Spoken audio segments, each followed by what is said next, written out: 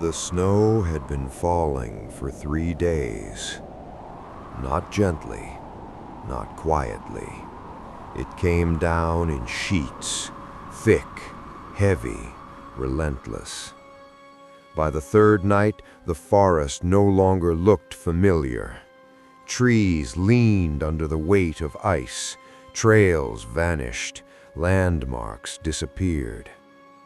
Somewhere deep in the boreal forest of northern Minnesota, a trapper named Jack Fiddler sat alone inside a log cabin, listening. The fire was burning low. Outside, something moved. Not the sound of a deer, not the careful steps of a wolf. This was heavier, slower, deliberate. Jack reached for his rifle, hands shaking, not from the cold, but from recognition. He had heard this before. The sound circled the cabin once, then stopped. A voice came next. Not a growl, not a scream, a voice that sounded human. It spoke his name. Jack didn't answer because he knew what stood outside his door didn't need permission to come in.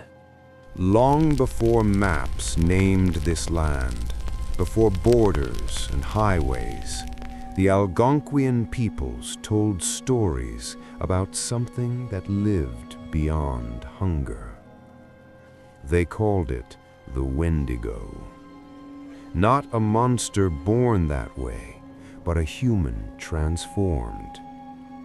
The stories came from tribes spread across what is now Canada and the northern United States, the Cree, Ojibwe, Innu, and others who survived brutal winters where food vanished for months at a time. The Wendigo was said to emerge during times of extreme famine, when desperation replaced morality, when survival demanded a choice. To eat human flesh was forbidden. To cross that line was irreversible. Those who did were said to change. Their bodies grew tall, emaciated, skin stretched tight over bone, eyes sunken, lips chewed bloody from constant hunger. No matter how much they consumed, they were never full. The colder the winter, the stronger they became.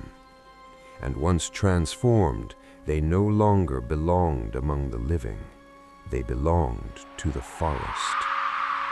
The Wendigo wasn't just a warning story. It was a moral boundary, a line drawn in blood and snow.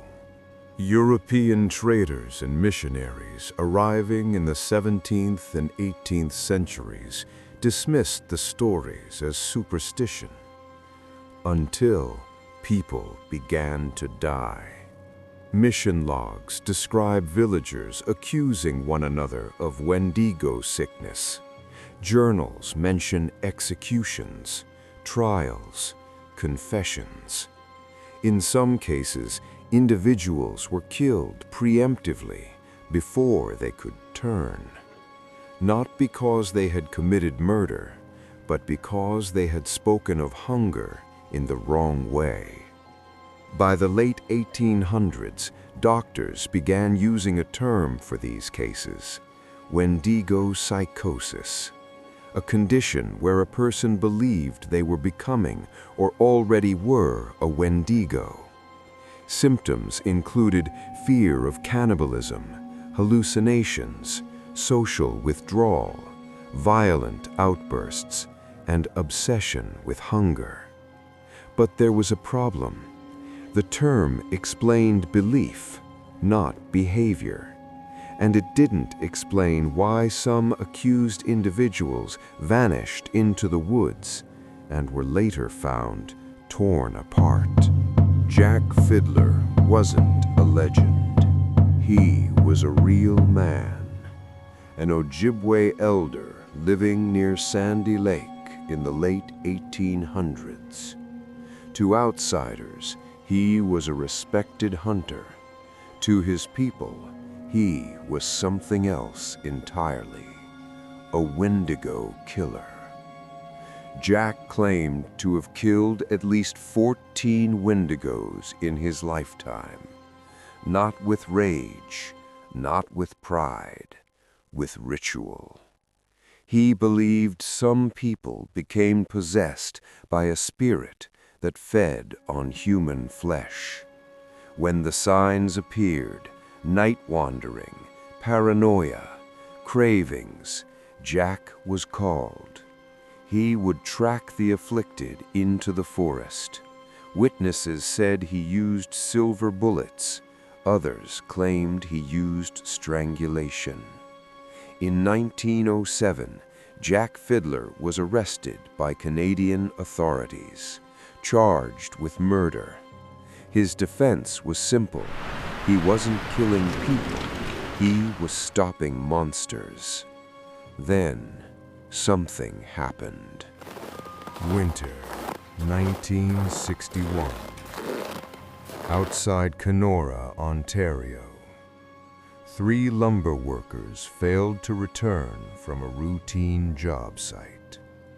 Search teams found their camp abandoned, food untouched, tools neatly stacked, no blood, just footprints leading into the forest, barefoot. Temperatures that night dropped below -30 degrees Celsius.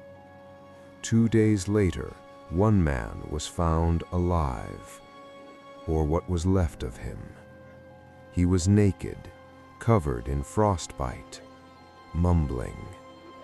Doctors said he had eaten parts of the other 2, but he insisted something else had done it. He described a shape following them at night, tall, moving between trees without sound. He said it smelled of rot. The survivor died 3 days later. Official cause, exposure and trauma. The case was closed. Locals didn't close it. They stopped going into that forest after dark.